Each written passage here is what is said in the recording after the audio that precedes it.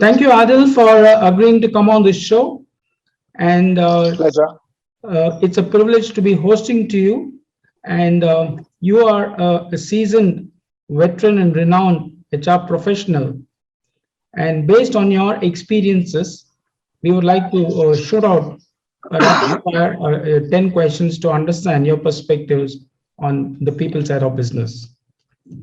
Welcome. Thank you so much. The first question is, what is so passionate about HR? What is so passionate about HR is the fact that people can create magical solutions, people can give you magical results, people can give you output which is much beyond what you can imagine. And even when they do that, they are using only a fraction of their internal potential to use.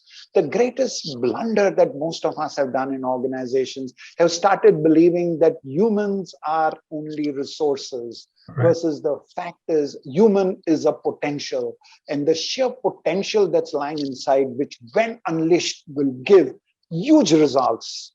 I only wish, as I was talking about at some point about mystical leadership, about esoteric leadership. Esoteric leadership unleashes that potential of the people and starts making them contribute to the human successes. And that is what is a sheer mystic and passion about working with people. What is the turning point in your life as an HR leader? As an HR leader, I'll tell you what brought me into HR. I think that was the turning point much more.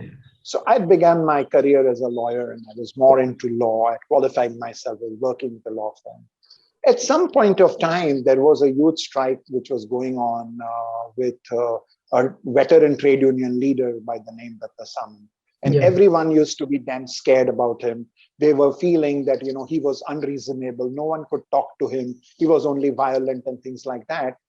And from a legal position that I was handling the matter, I approached in a very humane fashion to want to talk to him. I was not hoping he would give me an appointment, but well, lucky for me that he gave me an appointment and he said, come and meet me at the office. I went and met him at the office and I could convince him. I could convince him with the facts and reality. I could speak to him. I could make him see logic. I could make him see the right human value that we need to be reflecting. And much as people would have told me at that time that it was like casting pearls before a swine, it is like putting water on a duck back, the man actually agreed with me and agreed to withdraw his strike. And to me, it was like magic, a thing that most people could not do. I could do in a kind of a session, which was 2 hours long, sitting with him in his office at Ghatkoper and succeeding in him making withdraw from the strike. To me, that was the turning point in my life, which made me believe if I understood people and if I could talk and convince them, surely there is magic within people which can be worked out beyond looking at problems from a legal perspective only. And Great. that was a turning point in my life. And that's when I went into HR. Great to hear that, Adil. One innovation in HR that you cherish? One innovation in HR that I cherish. Okay, so I took over Coca-Cola in the human resources function. And at that point of time, we were acquiring 40 independent bottling companies, each around 70, 80 crores, 100 crore. Indian family run small bottling company who was a franchisee of the Parley company. All right. Each company had its own culture, its own processes, its own way of running. And at that point of time, when Coca-Cola bought these companies, we had to bring them together as one big Coca-Cola company in India. And you can imagine the sheer integration of 40 different cultures into one culture, which was actually an international culture, which was also alien in its own ways, was a great challenge. So we adopted a certain technology, which is called change, acceleration, and migration systems. And we ran the entire workshops and the entire organization went through it. But we succeeded at the end of it in bringing these independent bottling companies through their culture integration into one organization called the Coca-Cola Company, which is now operating in India for the last 30 years or so. And I'm very proud of it to have put in the foundation of bringing the culture together and integrating the bottling with the original culture of the company. So that is the technology that I think I'm very proud of, which I believe is something that helped. 3 key challenges before HR currently.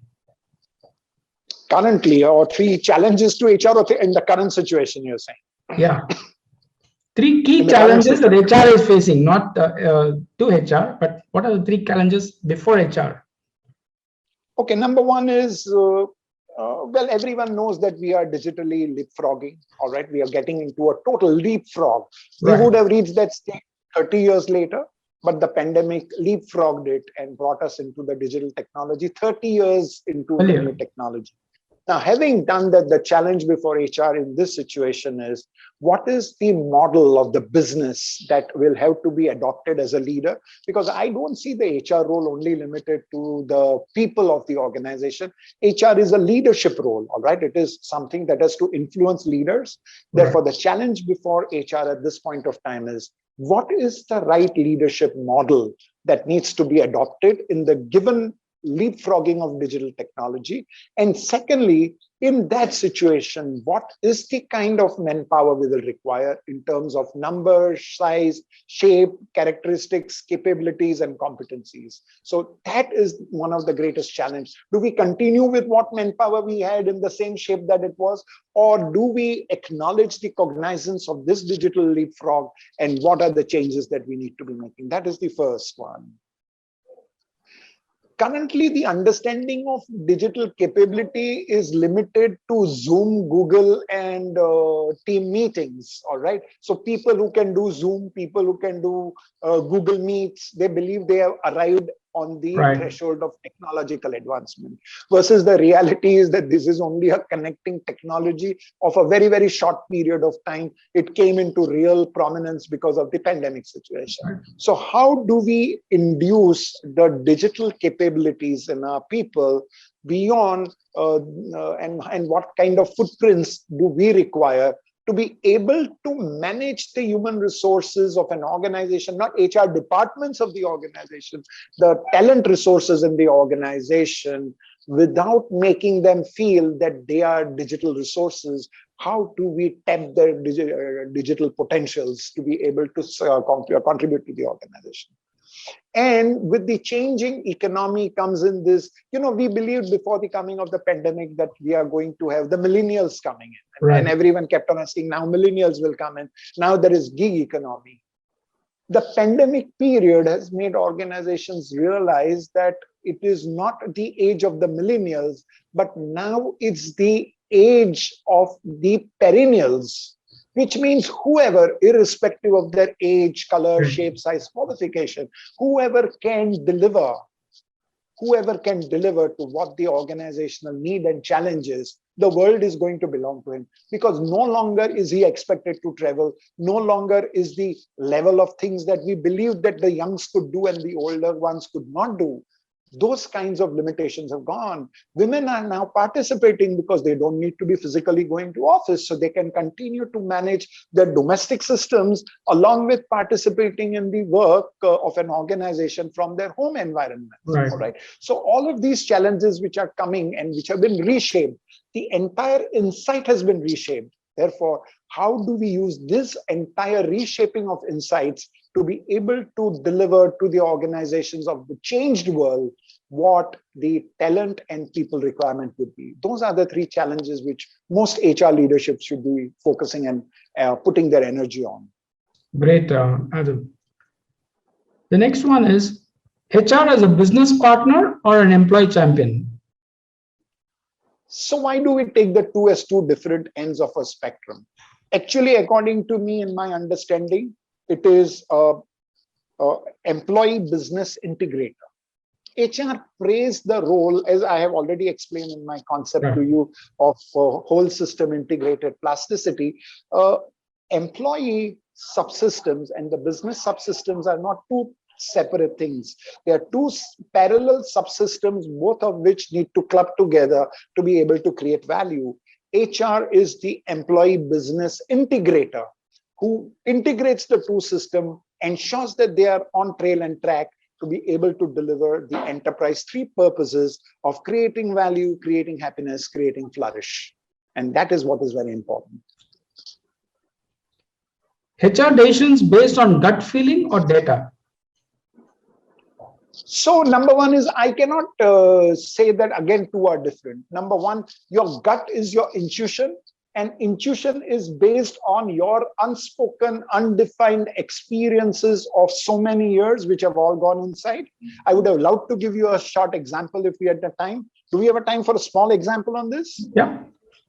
When you drive a car in a certain direction at an X amount of speed and a man is coming in the way, your mind certainly tells you as the driver that you are going to face an accident at a point, all right? Can that point be calculated mathematically? Yes, you can, if you knew the directions of the car and the man and the speed at which the man is walking and the speed at which the car is going, you calculate and you can come to a mathematical model. But when you are driving a car, do you really sit to calculate all this, or do you really, your mind is gearing you through and telling you, okay, boss, लगता है कि यहाँ accident होने वाला है, इसको यहाँ से निकाल दो. So the gut is also a very, very important element, which is doing very, very quick calculations, which do not need to be put in paper, but that also helps you to decide what you need to do. Because if you have the choice, you want to sit with a paper and pen on your driving wheel and calculate at what point you will hit an accident. The accident will happen, man will die and go to heaven, you'll still be calculating multiplications and divisions, all right? But do you not need them? Yes. So you require both of them. All right. So gut is also required, which is your intuition, and database decision. Naturally, you want to take objective decisions. So both are required. You cannot divorce the two of them. But you should not neglect your gut. You should never neglect your gut. Digital transformation or automation, a threat or an opportunity to HR? Mind us, total opportunity. It's a new world. Even if you said threat, what would you have done? Will the opportunity run away? Will the change that has to happen run away because you see it as a threat? Not necessary. So the opportunity is about recognizing the opportunity, building your capability, readying yourself to leapfrog into that. That is a dream. You find your current discovery of where you are, and then plan your strategy of how you're going to move from your current discovery to the dream state of digital opportunities which you want to master over, all right? If you see it as a threat, you are writing your obituary before you die. That's your problem. Absolutely. You've said this, but of course, if you were not an HR professional, what else would you have been? Well, by qualifications, I would have become a lawyer. I know. But by intuition and my preferences, I would have become a marketer. I believe that inherently I am a bigger marketer than maybe even an HR manager. But well, those are the ways in which people's careers are decided and careers are made. But now a time will come when you would be able to make those shifts and changes. I did make a shift and change at a point of time when I moved to marketing in Marks and Spencer's. But that's what I'm saying. So at heart, I believe I'm designed to be a marketer. By experience, I have become a HR and talent professional. By qualifications, I could have made a good lawyer as well, if an alternative was to be there. Adil, you and I have been in HR for a pretty long period of time, but then people like Ram Charan, Dave Ulrich, and others have started questioning the presence of HR. So do you think HR is dead or long live HR? Well, this is where, they are all very revered people. They are all very important, professionally acknowledged gurus of management. But, well, I don't necessarily want to agree with them, because I believe that because of what is happening in the digital space, what is going to die is the science of HR, all right? Meaning things which can be mathematized, things which are routine, things which are mundane, things for which programs can be written. Well, all of that is going to be, and which is where I bring back to the closure of my thought. Right. Esoteric leadership cannot be mechanized. There cannot be algorithms for spirituality, for soft touch. There cannot be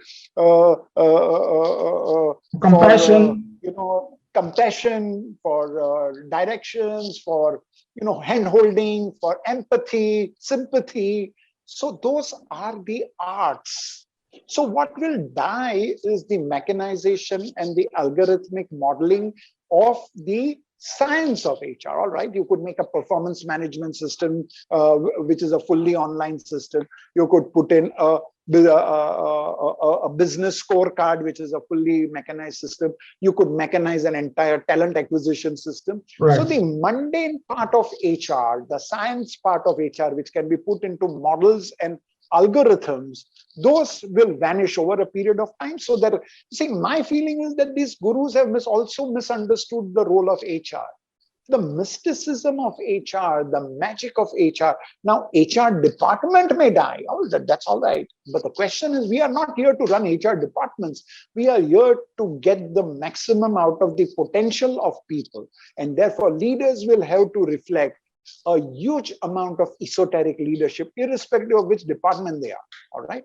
So the leadership, so HR is not about HR department. Remove that confusion. HR is about leaders' ability to manage the people resources and trigger through his mystical style the real potential of the people to contribute to the organization systems. Absolutely. The last one, your HR guru or role model you look up to. I know you yourself are a guru, but if you were to look up to somebody. No, I'm not a guru. I am no guru to nobody. Thank you very much. I'm a normal human being. I'm a student and a learner of the field and domain. But if I look back, when I was with GE, I was put under a leader, a coach who really changed the shape of my way in which I should look at people and organizations, businesses, and all of that. His name was Mr. Bob Amar. He used to be a Frenchman whose actually his name was Edward Amar. But at some point of time, his father went into this Osho movement and changed his name to Amar. So he was called Bob Amar, but his name was Edward somebody in French. And he really coached me when I was in GE for a short while in US. And under him, I really learned the mystic of people, the value and potential of people, and how should a leader reach out to that potential of people and bring it out to contribute to create value for the enterprise. I learned that from him. The entire whole system integrated plasticity in its lay form, I picked up from him. Great. And last, just for the fun of it, Adil, if you were to take the only selfie, whom would you take it with? Only selfie? Oh my God. You had only one opportunity to take a selfie. Whom would you take it with? Well, I would, God knows, it's a very confusing question. Certainly, it wouldn't be a cinema star because I don't think that they are the real stars. But I would take it with a person like Bob Amar, who would train people, who would have done things. I am really a person who believes that you are a star if you have executed and done things. I would love to take it with a Ratan Tata. I would have loved to take it with an Azim Premji. I would have loved to do it with some of these people. I would have loved to take it with Bill Gates. I would have loved, those kind of people who have really contributed to meaningful development of our world, who have contributed to meaningful contributions from people. I would love to take a selfie with them. Great. So thank you so much, Adil, for a very candid, sharing of your thoughts and feelings on those 10 questions. And I can see, my pleasure. Thank you. I can see the wealth of experience that you have and the passion that you have for both HR and, of course, your earlier profession of the legal profession, and how you're shaping yourself to become a thought leader in the area of esoteric leadership. Thank you very much. It was my privilege to host you on the show. And I have to thank you for inviting me, and such a pleasure talking to you with as many numbers of people that we can communicate this entire concept of esoteric leadership. I'm sure it will reach out to people. And the purpose of life is to reach out to people and make them do the right things so that the humanity benefits from the learning. Knowledge is for benefit of the universe. Thank you so much, Adil. My pleasure. Thank you very much, Ranjan.